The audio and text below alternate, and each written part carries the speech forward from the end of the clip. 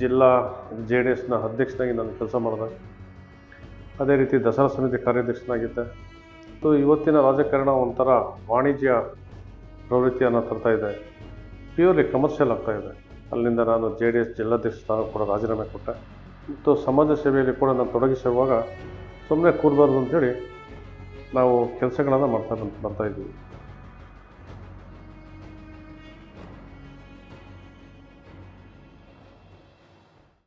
ಹೆಜ್ಜೆ ನುಡಿ ಚಾನೆಲ್ಗೆ ತಮಗೆಲ್ಲರಿಗೂ ಸ್ವಾಗತ.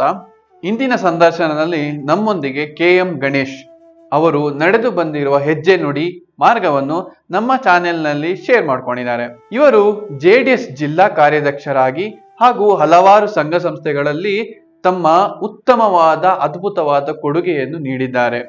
ಅದಲ್ಲದೆ ಸಮಾಜಮುಖಿ ಕಾರ್ಯಗಳಿಗೆ ಹಾಗೂ ಹಲವಾರು ರ್ಯಾಲಿ ಸಂಘಟನೆಗಳಿಗೆ ಅವರು ಕಾರ್ಯನಿರ್ವಹಿಸಿದ್ದಾರೆ. ಇದಲ್ಲದೆ ವ್ಯಾಪಾರ ವಹಿವಾಟಿನಲ್ಲಿ ಕೂಡ ಇವರದ್ದು ಎತ್ತಿದ ಕೈ.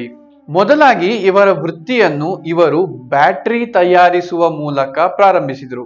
ಈಗ ಅವರದ್ದೇ ಒಂದು ದೊಡ್ಡ ರೆಸಾರ್ಟ್, ಅದಲ್ಲದೆ ಕೆಫೆ ಕೂಡ ಇದೆ. ಸೊ ಇದೆಲ್ಲ ವಿಚಾರವನ್ನು ನಾವು ಅವರಿಂದಲೇ ನಾವು ತಿಳಿಯೋಣ. ಬನ್ನಿ, ಹೆಜ್ಜೆ ನುಡಿ ಚಾನೆಲ್ನ ನೀವು ಸಬ್ಸ್ಕ್ರೈಬ್ ಮಾಡ್ಕೊಳ್ಳಿ, ಯಾಕಂದ್ರೆ ಇಂಥ ಕಂಟೆಂಟ್ಗಳು ಬರ್ತಾ ಇರುತ್ತೆ. ಅದಲ್ಲದೆ ದಯವಿಟ್ಟು ಬೆಲ್ ನೋಟಿಫಿಕೇಶನ್ ಆನ್ ಮಾಡ್ಕೊಳ್ಳಿ, ಯಾಕಂದ್ರೆ ಫಸ್ಟ್ ವಿಡಿಯೋ ಬಂದ ತಕ್ಷಣ ನೋಟಿಫಿಕೇಶನ್ ನಿಮಗೆ ಬರುತ್ತೆ. ಸೊ ಬನ್ನಿ, ಅವರ ಸಂದರ್ಶನವನ್ನು ನಾವು ಕೇಳೋಣ. ನಾನು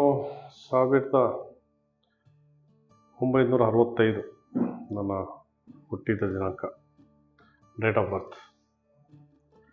ಅಲ್ಲಿಂದ ಪ್ರಾಥಮಿಕ ಶಿಕ್ಷಣವನ್ನು ನಾನು ಸರ್ಕಾರಿ ಶಾಲೆ ಮಡಿಕೇರಿಯ ಹಿಂದೂಸ್ತಾನ್ ಸ್ಕೂಲ್ ಅನ್ನೋ ಒಂದು ನಗರಸಭೆಯ ಶಾಲೆಯಲ್ಲಿ ನಾನು ಪ್ರಾಥಮಿಕ ವಿದ್ಯಾಭ್ಯಾಸ ಆಯಿತು. ಅಲ್ಲಿಂದ ಮಡಿಕೇರಿ ನಗರದಲ್ಲಿ ಜೂನಿಯರ್ ಕಾಲೇಜ್ ಪ್ರೌಢಶಾಲೆಯನ್ನು ಜೂನಿಯರ್ ಕಾಲೇಜಿನಲ್ಲಿ ಪ್ರಾರಂಭ ಮಾಡಿದೆ. ಅಲ್ಲಿಂದ ನನಗೆ ವಿದ್ಯಾಭ್ಯಾಸ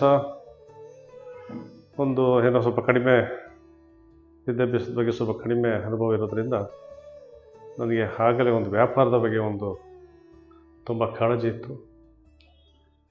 ಅಲ್ಲಿಂದ ವ್ಯಾಪಾರವನ್ನು ಮಾಡಲಿಕ್ಕೆ ಪ್ರಾರಂಭ ಮಾಡಿದೆ.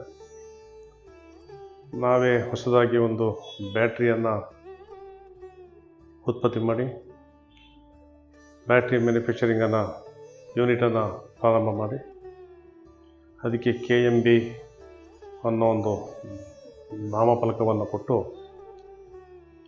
ಅದರಲ್ಲಿ ನಾವು ಸುಮಾರು ಸರ್ಕಾರದ ವಾಹನಗಳಿಗೆ ಮತ್ತು ಇಲ್ಲಿ ತುಂಬ ಖಾಸಗಿ ವಾಹನಗಳಿಗೆ ಕೂಡ ಬ್ಯಾಟ್ರಿಗಳನ್ನು, ಆಟೋಮೊಬೈಲ್ ಬ್ಯಾಟ್ರಿಗಳನ್ನು ಕೊಡುವಂಥ ಕೆಲಸ ಇತ್ತು. ಅಲ್ಲಿಂದ ಈ ಇನ್ವರ್ಟರ್ಗಳು ಬರಲಿಕ್ಕೆ ಪ್ರಾರಂಭ ಆಯಿತು.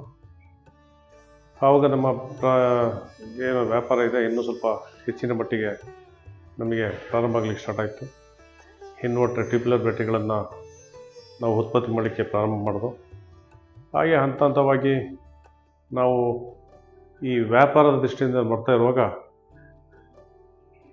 ಏಕೆ ನಾವು ರಾಜಕೀಯಕ್ಕೆ ಇಳಿಬಾರದು, ಸಮಾಜ ಸೇವೆ, ರಾಜಕೀಯದಲ್ಲಿ ಕೂಡ ನಾವು ಭಾಳ ಸಮಾಜ ಸೇವೆಯನ್ನು ಮಾಡ್ತಾಯಿದ್ದೆ. ಆ ಸಂದರ್ಭದಲ್ಲಿ ಸ್ವಲ್ಪ ಅಧಿಕಾರನೂ ಬೇಕು ಅಂತ ಹೇಳುವಂಥ ನಿಟ್ಟಿನಲ್ಲಿ ರಾಜಕೀಯಕ್ಕೆ ಹಿಡಿದೆ. ರಾಜಕೀಯಕ್ಕೆ ಹಿಡಿದ ಮೇಲೆ ನಾನು ಮೊದಲು ಕಾಂಗ್ರೆಸ್ನಲ್ಲಿ ನಾನು ಕಾರ್ಯಕರ್ತನಾಗಿ, ಯುವ ಕಾರ್ಯಕರ್ತನಾಗಿ, ಅಲ್ಲಿಂದ ನಗರ ಯುವ ಕಾಂಗ್ರೆಸ್ನ ಅಧ್ಯಕ್ಷನಾಗಿ, ಸುಮಾರು 20 ವರ್ಷ ನಗರಸಭಾ ಸದಸ್ಯನಾಗಿ, ಮತ್ತು ಅಲ್ಲಿಂದ ಕಾಂಗ್ರೆಸ್ಸಿನ ಜಿಲ್ಲಾ ಸಮಿತಿಯ ಸದಸ್ಯನಾಗಿ, ಕಾರ್ಯದರ್ಶಿಯಾಗಿ, ಮತ್ತು ಅಲ್ಲಿಂದ ಬ್ಲಾಕ್ ಕಾಂಗ್ರೆಸ್ ಅಧ್ಯಕ್ಷನಾಗಿ ಕೂಡ ನಾನು ಕೆಲಸ ಮಾಡಿದ್ದೆ. ರಾಜಕೀಯದಲ್ಲಿ ನನಗೆ ಭಾಳ ಜನ ನನ್ನ ಹಿತೈಷಿಗಳು ಇದ್ದರು ಮತ್ತು ಭಾಳ ಜನ ನನ್ನ ಸ್ನೇಹಿತರು ಕೂಡ ನನಗೆ ಅವತ್ತು ಬೆನ್ನೆಲುಬಾಗಿ ನನಗೆ ನಿಂತರು. ಎಲ್ಲೋ ಒಂದು ಕಡೆ ನನಗೆ ಟಿಕೆಟ್ ಸಿಕ್ಕಿದಾಗ ಕೂಡ ನನಗೆ ಇಲ್ಲ, ನಿಮ್ಮ ಜೊತೆ ನಾನಿದ್ದೀನಿ, ನಗರಸಭೆ ನಿಲ್ಲು, ನಾವೆಲ್ಲ ಕೆಲಸ ಮಾಡ್ತೀವಿ ಅಂತೇಳಿ ನನ್ನನ್ನು ಅವತ್ತು ಇಂಡಿಪೆಂಡೆಂಟಾಗಿ ನನ್ನನ್ನು ಗೆಲ್ಲಿಸಿರೋದು ಕೂಡ, ನಗರಸಭೆಗೆ ಗೆಲ್ಲಿಸಿದ್ರು ಕೂಡ ಇದ್ದಾರೆ. ಅಲ್ಲಿಂದ ನನ್ನ ರಾಜಕೀಯದ ಒಂದು ದಾರಿ ಸುಗಮವಾಯಿತು. ನಾನು ರಾಜಕೀಯಕ್ಕೆ ಹೋದೆ. ರಾಜಕೀಯದಲ್ಲೇ ಇದ್ದಾಗ ನನ್ನ ರಾಜಕೀಯ ಗುರು TM ಅಯ್ಯಪ್ಪ ನನಗೆ ರಾಜಕೀಯ ಗುರು ಆಗಿದ್ದರು. ಆದಮೇಲೆ ನಾನು T ಜನವ್ರ ಜೊತೆ ನಾನು ಕೆಲಸಗಳನ್ನು ಮಾಡಿದೆ. ಅವರು ನನ್ನ ಗಾಡ್ ಫಾದರ್ ಆಗಿದ್ದರು.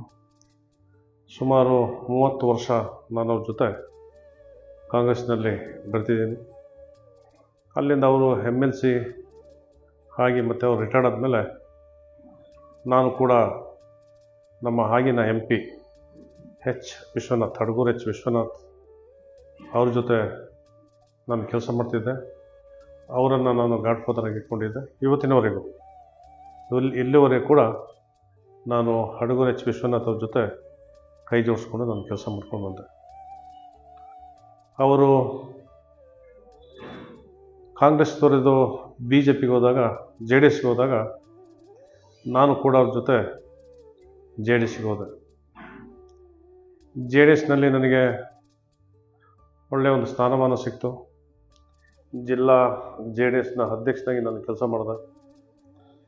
ಕೆಲಸ ಮಾಡಿ ನನ್ನ ಕೈಯಲ್ಲಾದಷ್ಟು, ಏಕೆಂದರೆ ಕೊಡಗಿನಲ್ಲಿ JDS ಭಾಳ ಬಲಿಷ್ಠಗೊಳಿಸಲಿಕ್ಕೆ ಭಾಳ ಕಷ್ಟ ಇತ್ತು. ಆದರೂ ನನ್ನ ಕೈಯಲ್ಲಾದಷ್ಟು ನಾನು ಶ್ರಮಪಟ್ಟು ಕೆಲಸಗಳನ್ನು ಮಾಡಿದೆ. ಕುಮಾರಣ್ಣ ಕೂಡ ಭಾಳ ಒಡನಾಟದಿಂದ ನಮ್ಮ ಜೊತೆ ಇದ್ದರು. ಅವ್ರ ಜೊತೆ ನಾನು ಕೂಡ ಬೆರೆತೆ. ಅಲ್ಲಿಂದ ವಿಶ್ವನಾಥ್ ಅವರು BJPಗೆ ಹೋದರು. ನನಗೆ JDS ಬಿಟ್ಟು BJPಗೆ ಹೋಗಲಿಕ್ಕೆ ಮನಸ್ಸು ಬರಲಿಲ್ಲ. ಅದರಿಂದ JDSನಲ್ಲೇ ಇದ್ದೆ. ಕಳೆದ ವಿಧಾನಸಭಾ ಚುನಾವಣೆಯಲ್ಲಿ ನಾನು JDS ಬಹಳ ಅಲ್ಪ ಮತ, ಅಂದರೆ ತನ್ನದೇ ಆದಂಥ ಸುಮಾರು 14,000 ಓಟು ಮಡಿಕೇರಿಯಲ್ಲಿದೆ. ಅವತ್ತು ಸುಮಾರು 6,000 ಮತಗಳನ್ನು JDS ಪಡೆಯಲಿಕ್ಕೆ ಕಾರಣ ಆಯಿತು. ಕಾರಣ ಏನಪ್ಪ ಅಂತೇಳಿದರೆ, ನಾನು ಕೂಡ ಅಂದರೆ ಒಂದು BJP ವಿರುದ್ಧ ಒಂದು ಅಲೆ ಇತ್ತು ಅವತ್ತಿನ ದೃಷ್ಟಿಯಲ್ಲಿ. ಈಗ 2022ರಲ್ಲಿ ಚುನಾವಣೆ, 2022-23 ಚುನಾವಣೆಯಲ್ಲಿ ವಿರುದ್ಧವಾದಂಥ ಒಂದು ಅಲೆ ಇತ್ತು ಕೊಡಗಿನಲ್ಲಿ. ಸುಮಾರು 20-25 ವರ್ಷ ಪಕ್ಷದಲ್ಲಿ ಶಾಸಕರಾಗಿದ್ದಂಥವ್ರು BJPಯಲ್ಲಿ ಏನು ಕೆಲಸಗಳು ಮಾಡಲಿಲ್ಲ, ಅವರನ್ನು ಸೋಲಿಸಬೇಕು ಅಂತ ಒಂದು ವಿರೋಧವಿತ್ತು. ನಾವು ಕೂಡ ಇಲ್ಲ, ಹೀಗೆ ವಿರುದ್ಧವಾಗಿ ನಿಲ್ಲಬೇಕು ಅಂತೇಳಿ ಅವತ್ತು ನಾನು ಕೂಡ ಕಾಂಗ್ರೆಸ್ಸಿಗೆ ಫೇವರ್ ಮಾಡಿದೆ. JDSಲಿದ್ದು ಕೂಡ ಕಾಂಗ್ರೆಸ್ಸಿಗೆ ಫೇವರ್ ಮಾಡಿ ಕಾಂಗ್ರೆಸ್ ಗೆಲ್ಲಲಿಕ್ಕೆ ಸಾಧ್ಯ ಆಯಿತು. ಸುಮಾರು 4,000 ಮತದಲ್ಲಿ ಕಾಂಗ್ರೆಸ್ ಗೆಲ್ತು. ಅಂದರೆ ಕೊಡಗಿನಲ್ಲಿ BJPಯ ಅಲೆ ಈಗಲೂ ಇದೆ ಅಂತ ಹೇಳುವಂಥ ವಿಚಾರವನ್ನು ನಾನು ನಿಮಗೆ ಹೇಳಲಿಕ್ಕೆ ಇಷ್ಟಪಡ್ತಿದ್ದೀನಿ. ಯಾಕೆಂತೇಳಿದರೆ 4,000 ಮತ ಅದು JDS ಮತ, ಎಲ್ಲ ಕಾಂಗ್ರೆಸ್ ಗೆಲ್ಲಿಗೆ ಸಾಧ್ಯನೇ ಇರಲಿಲ್ಲ. ಸೊ ನಾವು ಕೂಡ ರಾತ್ರಿ ಕೆಲಸ ಮಾಡಿಲ್ಲ. ಈ ಸಲ ಇನ್ನು ಸೋಲಿಸ್ಬೇಕು ಅಂತ ಹೇಳುವಂಥ ಒಂದು ಇದನ್ನು ನಾವು ಕಾಂಗ್ರೆಸ್ಸಿಗೆ ಫೇವರ್ ಮಾಡಿದ್ವಿ. ಅಲ್ಲಿ ಕಾಂಗ್ರೆಸ್ಗೆ ಗೆದ್ದಿದ್ದೆ. ಅಲ್ಲಿಂದ ನನಗೂ ಕೂಡ ರಾಜಕೀಯ ಏನೋ ಒಂದು ರೀತಿ ಮನಸ್ಸಿಗೆ ಕೂಡ ಸಮಾಧಾನ ಇಲ್ಲ. ಮತ್ತು ಇವತ್ತಿನ ರಾಜಕಾರಣ ಒಂಥರ ವಾಣಿಜ್ಯ ಪ್ರವೃತ್ತಿಯನ್ನು ತರ್ತಾ ಇದೆ, ಪ್ಯೂರ್ಲಿ ಕಮರ್ಷಿಯಲ್ ಆಗ್ತಾ ಇದೆ. ಇವತ್ತು ಮತದಾರರಿಗೆ ಹಣ ಕೊಡುವಂಥದ್ದು, ಅವ್ರ ಕೈಯಿಂದ ಹಣ ತೊಗೊಳೋದು, ಅಲ್ಲಿಂದ ಅವ್ರಿಗೆ ಮತ ಹಾಕೋದು, ಆ ಮತ ಹಾಕಿದ ಮೇಲೆ ಅವ್ರಿಗೇನು ಕೆಲಸಗಳು ಕೂಡ ಮಾಡೋದಿಲ್ಲ. ಏನಾದರೂ ಸಮಸ್ಯೆಗಳನ್ನು ಹೇಳಿ ಬಂದರೆ ಏನು ಸುಮ್ಮನೆ ಹೊರಟಾಗಿದೆಯಾ, ಹಣ ಕೊಡಲಿಲ್ಲ ಅಂತ ಕೇಳುವಂಥದ್ದು. ಇದೆಲ್ಲ ನೋಡುವಾಗ ರಾಜಕಾರಣ ಕೂಡ ತುಂಬ ಗತಿಗಟ್ಟುವಂಥ ಒಂದು ವ್ಯವಸ್ಥೆಯನ್ನು ಆಗ್ತಿದೆ ಅಂತ ಹೇಳುವಂಥದ್ದು ಕೂಡ ನಾನು ಆಲೋಚನೆ ಮಾಡಿದೆ. ಅಲ್ಲಿಂದ ನಾನು JDS ಜಿಲ್ಲಾಧ್ಯಕ್ಷ ಸ್ಥಾನಕ್ಕೆ ಕೂಡ ರಾಜೀನಾಮೆ ಕೊಟ್ಟೆ. ರಾಜೀನಾಮೆ ಕೊಟ್ಟ ಮೇಲೆ 1 ವರ್ಷ ರಾಜೀನಾಮೆ ಕೊಟ್ಟು 1 ವರ್ಷ ಆಯಿತು. 1 ವರ್ಷದಿಂದ ನಾನು ರಾಜಕೀಯದಲ್ಲಿ ಸಕ್ರಿಯವಾಗಿ ಎಲ್ಲಿ ಕೂಡ ಹೋಗಲಿಲ್ಲ. ನಾನು ತಟಸ್ಥವಾಗಿ ಸುಮ್ಮನೆ ಇದ್ದೆ. ಆದರೂ ಕೂಡ ಸಾರ್ವಜನಿಕ ಕೆಲಸಗಳನ್ನು ಮಾಡಬೇಕು ಅಂತೇಳೋ ನಿಟ್ಟಿನಲ್ಲಿ ನಾನು, ಏಕೆಂದರೆ ನಾನು ಇದಕ್ಕಿಂತ ಮುಂಚೆ ನಾನು ಚಾಂಬರ್ ಆಫ್ ಕಾಮರ್ಸ್ನಲ್ಲಿ ಅಧ್ಯಕ್ಷನಾಗಿ ಕೆಲಸ ಮಾಡಿದ್ದೀನಿ ಮತ್ತು ಮಡಿಕೇರಿ ನಗರ ದಸರಾ ಸಮಿತಿಯಲ್ಲಿ ಕಾರ್ಯಾಧ್ಯಕ್ಷನಾಗಿ ಕೆಲಸ ಮಾಡಿದ್ದೀನಿ ಮತ್ತು ಕೊಡಗು ಜಿಲ್ಲಾ ವಾಣಿಜ್ಯ ಉದ್ಯಮಿಗಳ ಸಹಕಾರ ಸಂಘದಲ್ಲಿ ಸುಮಾರು 10 ವರ್ಷ ಅಧ್ಯಕ್ಷನಾಗಿ ಕೆಲಸ ಮಾಡಿ ಈಗ ಹಾಲಿ ನಿರ್ದೇಶಕನಾಗಿ ಕೂಡ ನಾನು ಕೆಲಸ ಮಾಡ್ತಾಯಿದ್ದೀನಿ. ಅಂದರೆ ಸಹಕಾರ ಕೇಂದ್ರಗಳಲ್ಲಿ ಮತ್ತು ಸಮಾಜ ಸೇವೆಯಲ್ಲಿ ಕೂಡ ನಾನು ತೊಡಗಿಸಿರುವಾಗ ಸುಮ್ಮನೆ ಕೂರಬಾರ್ದು ಅಂಥೇಳಿ ನಾವು ಕೆಲಸಗಳನ್ನು ಬರ್ತಾಯಿದ್ದೀವಿ. ನಾನು ರಾಜಕೀಯಕ್ಕೆ ಬರಲಿಕ್ಕೆ ಕಾರಣ ಮತ್ತು ನನ್ನ ರಾಜಕೀಯದ ಈ ನಿಟ್ಟಿನಲ್ಲಿ, ಏಕೆಂದರೆ ನಾವೆಲ್ಲ ತುಂಬ ಕಡು ಬಡತನದಿಂದ ಬಂದವರು. ನಮಗೇನು ಕೋಟಿಗಟ್ಟಲೆ ಹಣ ಇದ್ದಾಗಲಿ ಅಥವಾ ನಾವು ಕೋಟಿಗಟ್ಟಲೆ ಸಂಪಾದನೆ ಮಾಡಿ ಇಲ್ಲ ನಮ್ಮ ಹಿರಿಯರಿಗೆ ನಮ್ಮ ಪೂರ್ವಿಕರಿಗೆ ಬೇಕಾದಷ್ಟು ತೋಟ ಗೀಟ ಇದ್ದು ನಾವು ಬಂದವರಲ್ಲ. ನಾನು ಕೋದಂಡರಾಮ ದೇವಾಲಯದಲ್ಲಿ ದಸರಾ ಸಮಿತಿಯ ಅಧ್ಯಕ್ಷನಾಗಿ ಆವತ್ತು ನನಗೆ ಶ್ರೀರಾಮಚಂದ್ರನ ಆಶೀರ್ವಾದದಿಂದ ನನಗೆ ಇಲ್ಲಿವರೆಗೆ ಬರಲಿಕ್ಕೆ ಸಾಧ್ಯ ಆಯಿತು ಅಂತ ಹೇಳುವಂಥ ವಿಚಾರ ನಾನು ಹೇಳಬೇಕು. ಯಾಕೆಂದರೆ ಆ ಕೋದಂಡರಾಮನ ಅಲ್ಲಿರತಕ್ಕಂಥ ಆ ಜನರು, ಸುತ್ತಮುತ್ತ ಇರತಕ್ಕಂಥ ಎಲ್ಲ ಜನರು ಕೂಡ ನನಗೆ ಅವತ್ತು ಭಾಳ ಸಹಕಾರವನ್ನು ಕೊಟ್ಟರು. ಮತ್ತು ಅಲ್ಲಿರ್ತಕ್ಕಂಥ ಎಲ್ಲ ನಮ್ಮ ದೇವಾಲಯದ ಸಮಿತಿಯವರು ಕೂಡ ನನ್ನ ಜೊತೆ ಹೆಗಲಿಗೆ ಹೆಗಲು ಕೊಟ್ಟು ನನ್ನ ಜೊತೆ ಕೆಲಸ ಮಾಡಿದ್ದಾರೆ. ಇವತ್ತು ಕೂಡ ಆ ಪ್ರೀತಿ ವಿಶ್ವಾಸ ನಮ್ಮಲ್ಲಿ ಕೂಡ ಇದೆ. ಇವತ್ತು ಕೂಡ ನಾನು ಆ ಕೋದಂಡರಾಮ ದೇವಾಲಯದಲ್ಲಿ ಒಬ್ಬ ಸದಸ್ಯನಾಗಿ ನಾನು ಕೆಲಸ ಮಾಡ್ತಾಯಿದ್ದೀನಿ. ಅದೇ ರೀತಿ ದಸರಾ ಸಮಿತಿ ಕಾರ್ಯಾಧ್ಯಕ್ಷನಾಗಿದ್ದೆ. ಅವತ್ತು ಕೂಡ ನಮಗೆ ಏನೋ ಒಂದು ಮಾಡಬೇಕು, ಸುಮ್ಮನೆ ಕೂರಬಾರ್ದು ಅಂತ ಹೇಳುವಂಥ ಇದರಲ್ಲಿ ಎಲ್ಲ ದಸರಾವನ್ನು ಕೂಡ 9 ದಿನ ಕಾರ್ಯಕ್ರಮಗಳನ್ನು ನಾವು ಗಾಂಧಿ ಮೈದಾನದಲ್ಲಿ ಮಾಡಲಿಕ್ಕೆ ಸಾಧ್ಯ ಆಯಿತು. ಆವತ್ತು ಬಹಳ ನಮಗೆ ವಿರೋಧ ಕೂಡ ಇತ್ತು.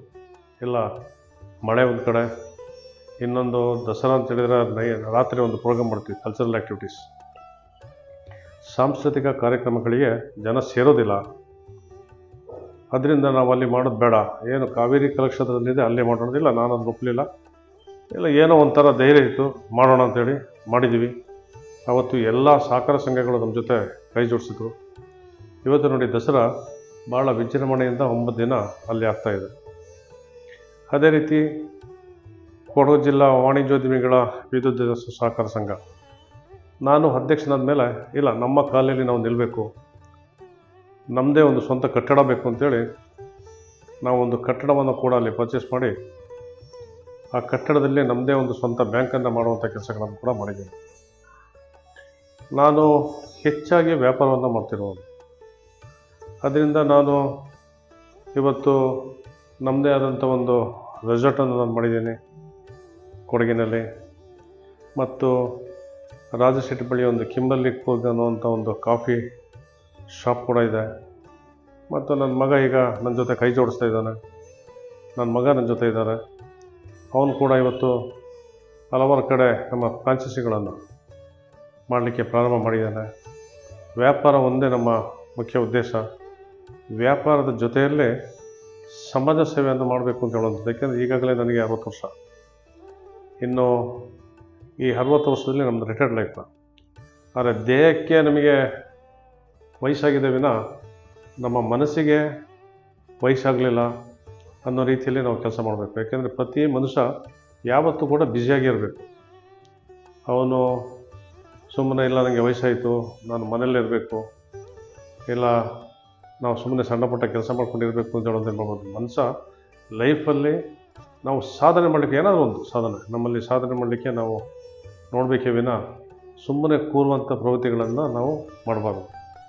ಅದು ವ್ಯಾಪಾರ ಆಗಿರ್ಬೋದು, ರಾಜಕೀಯ ಆಗಿರ್ಬೋದು, ಸಮಾಜ ಸೇವೆ ಆಗಿರ್ಬೋದು, ಅಥವಾ ಇನ್ನು ಈ ಥರ ಯಾವುದೇ ಒಂದು ವೃತ್ತಿಯಲ್ಲಿ ಕೂಡ ನಾವು ಅದನ್ನು ಇಂಪ್ರೂವ್ಮೆಂಟ್ ಮಾಡಲಿಕ್ಕೆ ನೋಡಬೇಕೇ ವಿನ ನಾವು ಸುಮ್ಮನೆ ಕೂತ್ರೆ ನಾವು ಹಳೆಯ ಗಾಡಿ, ಒಂದು ಹಳೆಯ ವಾಹನ ನಾವು ಓಡಿಸ್ಕೊಂಡಿದ್ರೆ ಅದು ಡೈಲಿ ಓಡ್ತಾ ಇರ್ತದೆ. ಇಲ್ಲ ನಾವೆಲ್ಲಾದರೂ ನಿಂತ್ಬಿಟ್ರೆ ಮತ್ತೆ ಅದು ರೆಸ್ಟ್ ಹಿಡಿದು ಮತ್ತೆ ಅದು ಯಾವುದಕ್ಕೂ ಉಪಯೋಗ ಆಗೋದಿಲ್ಲ. ಆ ರೀತಿ ಆಗಬಾರ್ದು. ಅದರಿಂದ ವಯಸ್ಸು ಒಂದು ಮುಖ್ಯ ಅಲ್ಲ. ಇಲ್ಲಿ ವಯಸ್ಸಿಗಿಂತ ಹೆಚ್ಚಾಗಿ ನಮ್ಮ ಮಾಡುವಂಥ ಕೆಲಸಗಳು ಮತ್ತು ನಮ್ಮ ಸಾಧನೆಗಳು ಮತ್ತು ಹಠ, ಒಂದು ಶ್ರದ್ಧೆ, ಮಾಡುವಂಥ ಕೆಲಸದಲ್ಲಿ ಒಂದು ಶ್ರದ್ಧೆ, ಅದು ನಮಗೆ ಮುಖ್ಯ.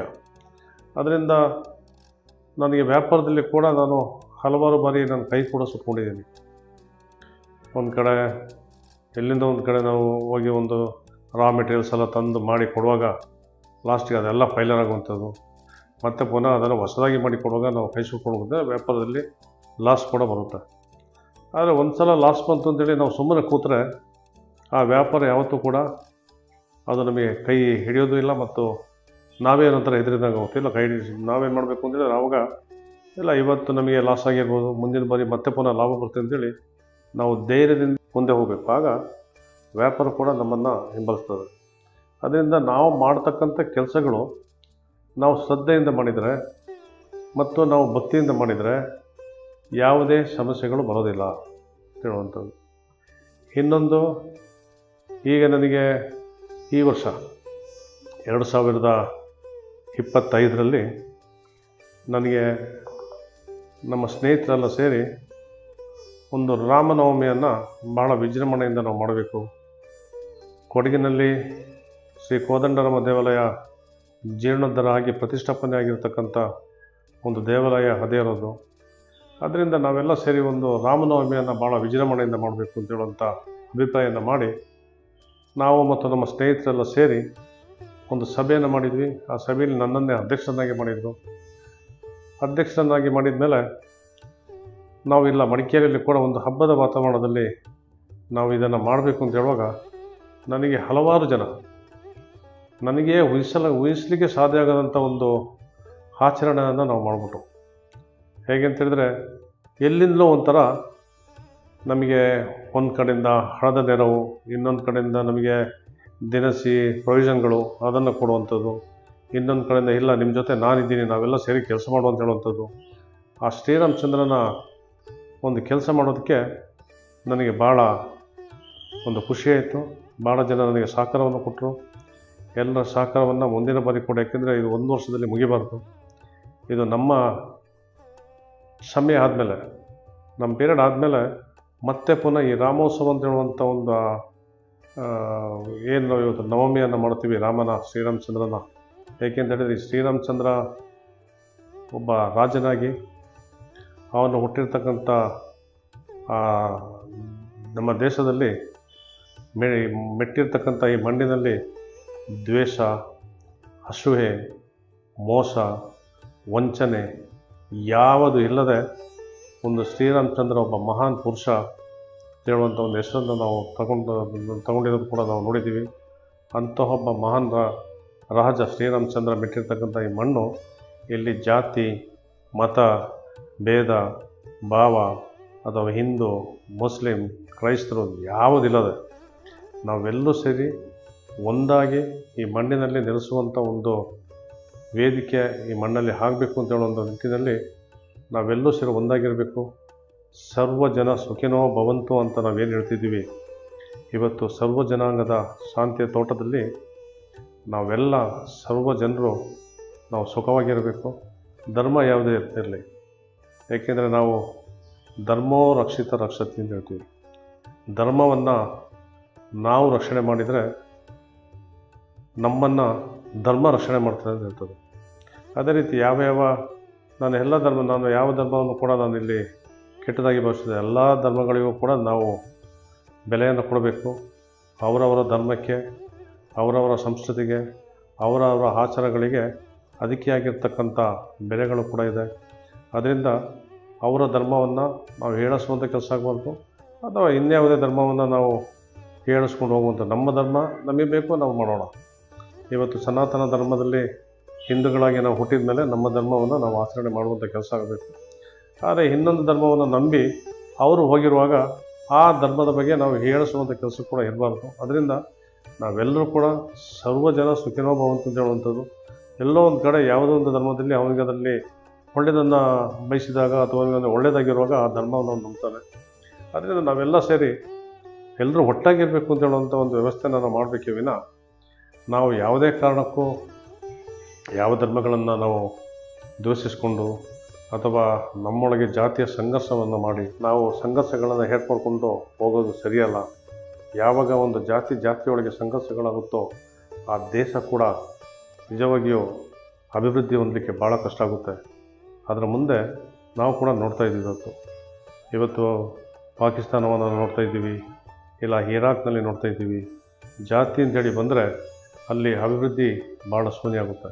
ಅದರಿಂದ ಜಾತಿಯೊಳಗೆ ಸಂಘರ್ಷಗಳನ್ನು ಏರ್ಪಡೋದು ಬಿಟ್ಟು ನಾವು ಮೊದಲು ಮಾನವರಾಗಬೇಕು. ಮಾನವೀಯತೆಯನ್ನು ಕಾಪಾಡ್ಕೊಳ್ಬೇಕು, ಮಾನವೀಯತೆಯನ್ನು ಇಟ್ಕೊಳ್ಬೇಕು. ನಾವು ಮೊದಲು ಮಾನವರಾಗಿ ಬದುಕಬೇಕು ಅಂತ ಹೇಳುವಂಥ ಒಂದು ಏಕೈಕ ಗುರಿಯನ್ನು ಇಟ್ಕೊಂಡು ನಾವು ಮುಂದೆ ಸಾಗಿದರೆ ನಿಜವಾಗಿ ನಮ್ಮಲ್ಲಿ ಆ ಮಾನವ ಧರ್ಮಕ್ಕೆ ಕೂಡ ಒಂದು ಅರ್ಥವನ್ನು ಬರುವಂಥ ಒಂದು ಕೆಲಸ ಆಗುತ್ತೆ ಅಂತ ಹೇಳುವಂಥ ವಿಚಾರವನ್ನು ಈ ಸಲ ನಾನು ಹೇಳಕ್ಕೆ ಇಷ್ಟಪಡ್ತಾ ಇದ್ದೇನೆ. ಏಕೆಂದರೆ ರಾಜಕೀಯದಲ್ಲಿ ಕೂಡ ನನಗೆ ಅನುಭವಗಳು ಕೂಡ ಭಾಳ ಇತ್ತು. ನಾವು ವ್ಯಾಪಾರ ವಹಿವಾಟುಗಳಲ್ಲಿ ನನ್ನ ಬಿಸ್ನೆಸ್ಗಳಲ್ಲಿ ಕೂಡ ನನಗೆ ಅನುಭವ ಇದ್ದರೂ ಕೂಡ ಇವತ್ತು ಜನಸಾಮಾನ್ಯರನ್ನು ನಾವು ನೋಡುವಾಗ ಅದರಲ್ಲಿ ಕೂಡ ಇವತ್ತು ನಾನು ನಮ್ಮ ಯಂಗ್ಸ್ಟರ್ಸ್ ಏನು ಮಕ್ಕಳಿಗೆ ನಾನು ಇವತ್ತು ಹೇಳ್ತಾ ಇದ್ದೀನಿ, ಯುವಕ ಮತ್ತು ಯುವತಿಯರಿಗೆಲ್ಲರೂ ಕೂಡ ದಯವಿಟ್ಟು ಕೇವಲ ನಿಮ್ಮ ದಾರಿಯನ್ನು ಮಾತ್ರ ನೋಡಬೇಡಿ. ಇವತ್ತು ಸಮಾಜಮುಖಿಯಾಗಿ ಸಮಾಜದಲ್ಲಿ ಕೆಲಸ ಮಾಡುವಂಥ ಕೆಲಸಗಳನ್ನಾಗಬೇಕು ಮತ್ತು ತಾವು ಕೂಡ ಯಾವುದೋ ಒಂದು ಇದಕ್ಕೆ ಘರ್ಷಣೆಗಳಿಗೆ ಅವಕಾಶವನ್ನು ಕೊಡದೆ ತಾವು ಯಾವುದೇ ಒಂದು ವಿಚಾರವನ್ನು ಮಾತ್ರ ನಾವು ಮುಂದಿಟ್ಕೊಂಡು ಹೋಗದೆ ನಾವು ಪರಸ್ಪರ ಪ್ರೀತಿ ವಿಶ್ವಾಸದಿಂದ ಬಾಳುವಂಥ ಒಂದು ಕೆಲಸ ಆಗಬೇಕು ಅಂತ ಹೇಳುವಂಥದ್ದು ನಾನು ನಿಮಗೆ ಹೇಳಲಿಕ್ಕೆ ಇಷ್ಟಪಡ್ತಾ ಇದ್ದೀನಿ. ಈ ಸಂದರ್ಭದಲ್ಲಿ ತಾವು ಕೂಡ ಯಾಕೆಂತ ಹೇಳಿದ್ರೆ ಇವತ್ತಿನ ಹಿಂದಿನ ಪ್ರಜೆ ಮಕ್ಕಳು ನಾಳಿನ ಪ್ರಜೆ ಆಗಿರ್ತಾರೆ. ಇವತ್ತು ತಾವು ಮಕ್ಕಳಾಗಿದ್ದರೂ ಕೂಡ ನಾಳಿನ ಇಲ್ಲಿಂದ ಪ್ರಜೆ ಆಗ್ಬೋದು. ಇವತ್ತು ನಾವು ಉದಾಹರಣೆಗಳನ್ನು ಭಾಳ ಜನರನ್ನು ನಾವು ಇಲ್ಲಿ ಕೊಡ್ತಾ ಇದ್ದೀವಿ.